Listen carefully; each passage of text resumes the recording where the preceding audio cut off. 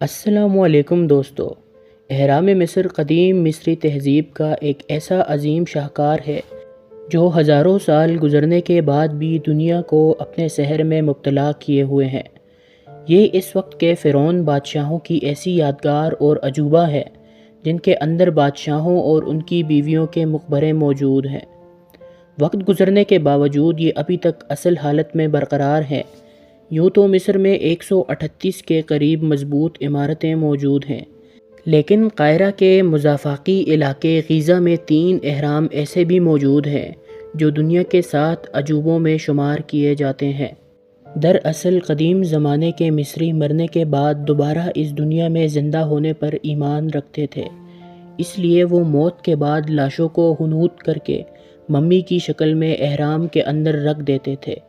ان ممیوں کے ساتھ جواہرات اور ان کے کھانے پینے کی اشیاء، لباس، برتن، آلات اور ان کے خادموں اور غلاموں کو بھی ساتھ دفن کر دیا جاتا، کیونکہ ان کے خیال میں فرعون کو مرنے کے بعد کی زندگی میں غلاموں اور سونے چاندی کی ضرورت ہوگی۔ یہی وجہ تھی کہ فرعونوں کی موت پر سب سے زیادہ غمگین ان کے غلام اور ان کی بیویاں ہوا کرتی تھی، کیونکہ فرعون کے ساتھ ساتھ ان کو بھی زندہ دفن کیا جاتا تھا۔ آسمان اور زمین کے درمیان موجود ہر شے فنا ہو جاتی ہے، مگر تاریخ زندہ رہتی ہے۔ اہرام کی تصاویر کو دیکھ کر ممکن ہے کہ آپ کے ذہن میں یہ سوال آتا ہو کہ ہزاروں سال پہلے جب انسان کا علم اور وسائل محدود تھے تو انہوں نے صحرا میں اتنے عظیم پیرامڈز آخر بنائے تو کیسے بنائے؟ صدیوں سے تاریخ دان اس سوال کا جواب ڈھونڈنے کی کوشش کر رہے ہیں۔ ماہرین کے اسٹڈی سے روز نئے انکشافات سامنے آتے ہیں۔ تقریباً 2600 قبل از مسیح میں مصر کا حکمران فرعون سنو ہوا کرتا تھا۔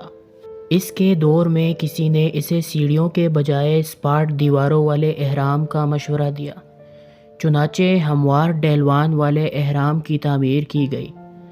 فرعون کے اس حرم کو سرخ حرم کہا جاتا ہے۔ سنو فرعون کے بعد اس کا بیٹا خوفو فرعون بنا، جس نے 2500 قبل از مسیح مصر پر حکمرانی کی۔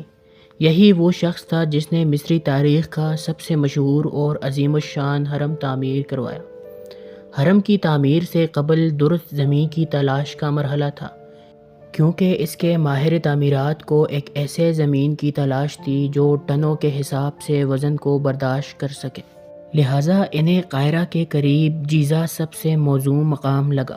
اس سب سے بڑے مقبرے کی اونچائی تعمیر کے وقت 481 فٹ تھی، لیکن 43 صدیاں گزرنے کے بعد یہ عمارت زمین کے اندر دھس گئی اور اس کی ہائٹ میں تقریباً 30 فٹ کی کمی آئی۔ اس مقبرے کی بنیاد مربع شکل کی ہے، یعنی کہ 4 کونوں کی، جس کے ہر جانب کی لمبائی 751 فٹ ہے۔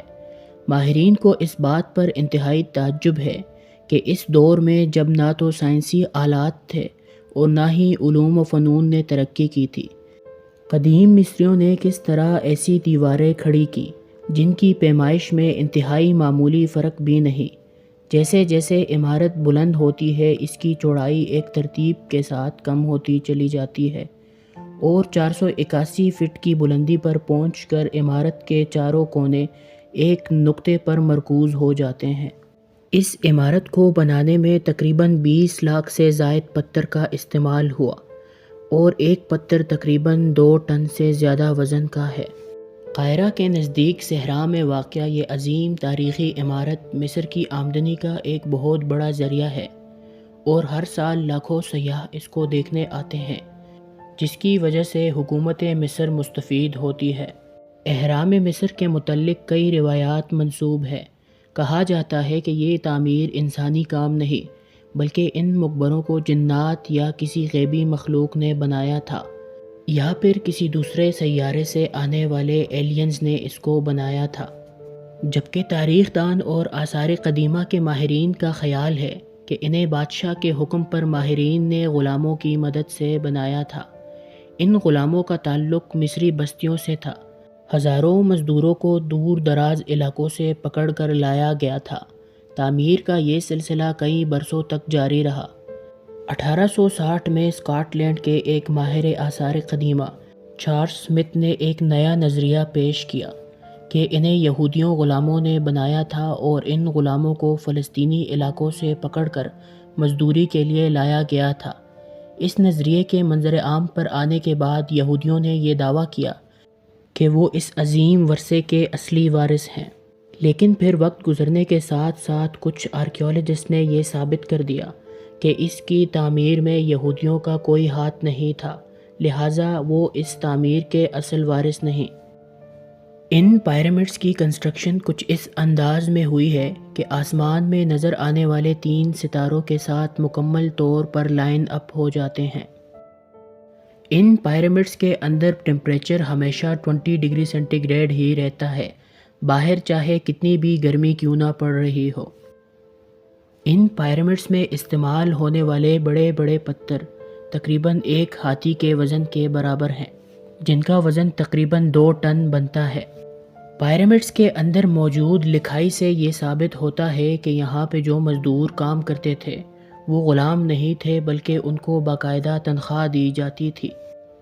یہ 3 پیرامڈز 3 الگ الگ فرعونوں کے نام پر ہیں، جن میں سے بڑا پیرامڈ فرعون خوفو نے بنایا، جبکہ دوسرا فرعون خافرے اور تیسرا ان کے پوتے فرعون منقور نے بنایا تھا۔